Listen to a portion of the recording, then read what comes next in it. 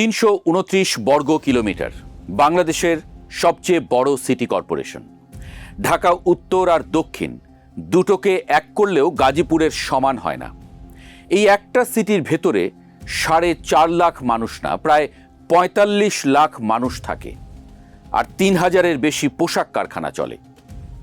তার মধ্যে ২,০০০-এর বেশি কারখানা লাল আর কমলা ক্যাটাগরির, মানে পরিবেশের জন্য সবচেয়ে ঝুঁকিপূর্ণ। এই শহরে ভোট আসছে, এরই মধ্যে পোস্টারে ছেয়ে গেছে গাজীপুর। সবাই বলছে metro rail, elevated expressway, smart city. মনে হচ্ছে গাজীপুর না, সিঙ্গাপুর সিটির আলাপ চলছে।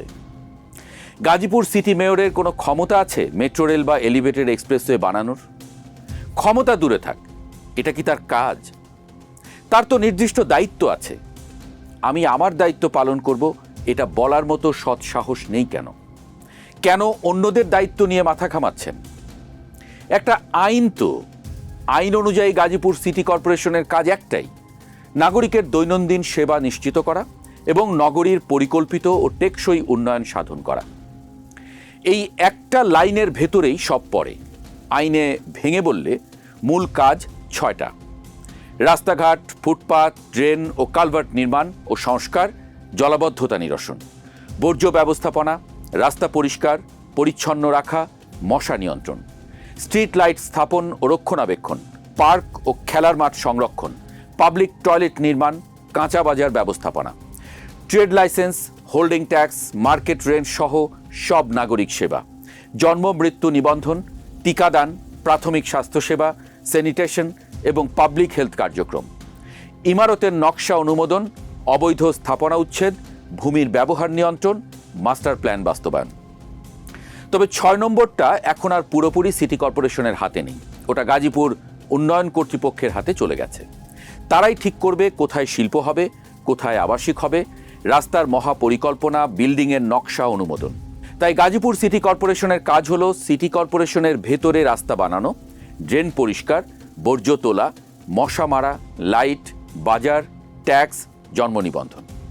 আর দুর্যোগের সময় যেমন ভূমিকম্প বা বড় বন্যা, নাগরিক সেবা, ক্ষয়ক্ষতি মূল্যায়ন, উদ্ধার সহায়তা এবং অভিযোগ সমন্বয় করাও এখন সিটি কর্পোরেশনের মূল দায়িত্বের ভেতরে পড়ে।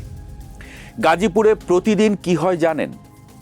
ডাইং, ওয়াশিং, প্রিন্টিং থেকে যে রং, যে অ্যাসিড, যে কেমিক্যাল বের হয়, তার বড় একটা অংশ শোধনাগারে যায় না, সরাসরি পাইপ দিয়ে ড্রেনে, কোনাবাড়ির ড্রেনে, গাছার ড্রেনে, টঙ্গীর খালে। কোথাও 15টা সিটি কর্পোরেশনের লাইন আর 39টা ফ্যাক্টরির লাইন একসাথে খালে পড়ছে। আপনি ভাবছেন এটা শুধু পরিবেশের সমস্যা? না, এটা একটা লুপ। এই বর্জ্য যখন ড্রেনে পড়ে, ড্রেন জমে ইটের মতো শক্ত হয়ে যায়, স্লাজ। তারপর একটু বৃষ্টি হলেই পানি আর নামে না। আপনি ভাবছেন ড্রেন হয়তো ছোট, আসলে ড্রেন ব্লক। তাই গাজীপুরে জলাবদ্ধতা। এই পানি যখন মাটিতে নামে তখন ওই কেমিক্যাল গ্রাউন্ড ওয়াটারে যায়। টিউবওয়েলের পানিতে আয়রন না, ক্রোমিয়াম। কাশিমপুর, ভোগড়া, জয়দেবপুরের যে শ্রমিক সারাদিন ওই পানি খায়, তার হাতে পায়ে ঘা, বাচ্চার শ্বাসকষ্ট, এটা এখন কমন। তাই শ্রমিক ও নাগরিকের স্বাস্থ্য দেখা দায়িত্ব। এই শোধনাগার না চালানোর কারণে ফ্যাক্টরিও মরবে। H&M, জারা এখন আর ছবি দেখে অর্ডার দেয় না, তারা শোধনাগারের লাইভ মিটার দেখতে চায়। শোধনাগার বন্ধ পেলে অর্ডার বাতিল, মানে আপনি বর্জ্য ঠিক না করলে শিল্পও বাঁচবে না। আর এই পুরো অনিয়মটাকে ঘিরে চলে চাঁদাবাজি। গাজীপুরে শোধনাগার নিয়ে 3টা ব্যবসা আছে। 1, শোধনাগার বন্ধ রাখার জন্য মাসোহারা। 2, ঝুটের ব্যবসা, ওই বর্জ্যের ভেতর থেকে কাপড়ের টুকরো বের করে বিক্রি, ওখানে লোকাল পাতি মাস্তানের দৌরাত্ম্য। 3, কম দামে নিষিদ্ধ কেমিক্যাল ঢোকানো। আপনি যদি শোধনাগারে সিসিটিভি আর অনলাইন মিটার বসিয়ে দেন, এই 3টা সিন্ডিকেট একসঙ্গে ভেঙে পড়বে। আপনি যদি এই একটা জিনিস, বর্জ্য ব্যবস্থাপনা ঠিক করেন, 4টা জিনিস একসঙ্গে ঠিক হবে। 1, শিল্প রক্ষা পাবে। এখন বায়াররা ইটিপি না চালালে অর্ডার বাতিল করে দেয়। ইউরোপের গ্রিন ডিলের কারণে সামনে ইটিপি ছাড়া 1 পিস কাপড়ও এক্সপোর্ট হবে না। আপনি যদি সিইটিপি আর 24 ঘন্টা ইটিপি মনিটরিং নিশ্চিত করেন, তাহলে ফ্যাক্টরি বন্ধ হবে না, শ্রমিকের চাকরি যাবে না, মালিককে পরিবেশ অধিদপ্তরের কাছে দৌড়াতে হবে না। 2, শ্রমিক ও নাগরিকের স্বাস্থ্য রক্ষা পাবে। এই কেমিক্যাল পানি মাটিতে ঢুকছে, টিউবওয়েলের পানিতে ক্রোমিয়াম, লেড। টঙ্গী, কোনাবাড়ি, কাশিমপুরের বাচ্চাদের স্কিন ডিজিজ, শ্বাসকষ্ট এখন নর্মাল। আপনি বর্জ্য আটকালেন মানে আপনি স্বাস্থ্য রক্ষা করলেন, মানুষের চিকিৎসা খরচ কমালেন। 3, জলাবদ্ধতা নিরসন হবে। ড্রেনে যখন স্লাজ থাকবে না, তখন 20 মিনিটের বৃষ্টিতে কোনাবাড়ি ডুববে না। আপনাকে আলাদা করে কোটি টাকার ড্রেন বানাতে হবে না, ড্রেনটাই কাজ করবে। 4, চাঁদাবাজির সিন্ডিকেট ভাঙবে। চাঁদাবাজির সিন্ডিকেট, ঝুট ব্যবসার সিন্ডিকেট এবং কেমিক্যাল সিন্ডিকেট। আপনি যখন সেন্ট্রাল মনিটরিং বসাবেন, ক্যামেরা দিয়ে ইটিপি চলছে কিনা দেখবেন, তখন এই 3টা সিন্ডিকেটের ইনকাম সোর্সই বন্ধ। এটাই তো গাজীপুরের মূল ইস্যু হওয়া উচিত, তাই না?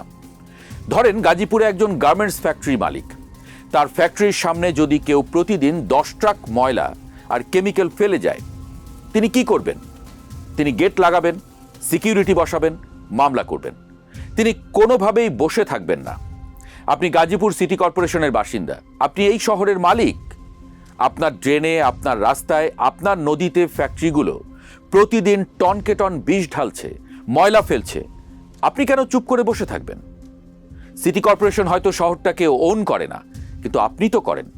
একজন ভোটার হিসেবে আপনি আপনার পাওনা হিস্সা বুঝে নিন। সামনের নির্বাচনে যে মেয়র হতে চায় তাকে একটাই প্রশ্ন করেন, ভাই স্মার্ট সিটি, গ্রিন সিটি বাদ দেন। আপনি কি গাজীপুরের প্রত্যেকটা লাল কারখানাকে সবুজ বানাতে পারবেন? 24 ঘন্টা শোধনাগার চালাতে পারবেন? একটা কমন ইটিপি, একটা হেভি ট্র্যাকের আলাদা রাস্তা আর বর্জ্যের লাইভ মনিটরিং করতে পারবেন? নাকি আপনার শুধু চেয়ারটার দরকার, শুধু সাইন করবেন আর টাকা কামাই করবেন? প্রশ্নগুলো করা সম্ভবত এখন জরুরি হয়ে পড়েছে।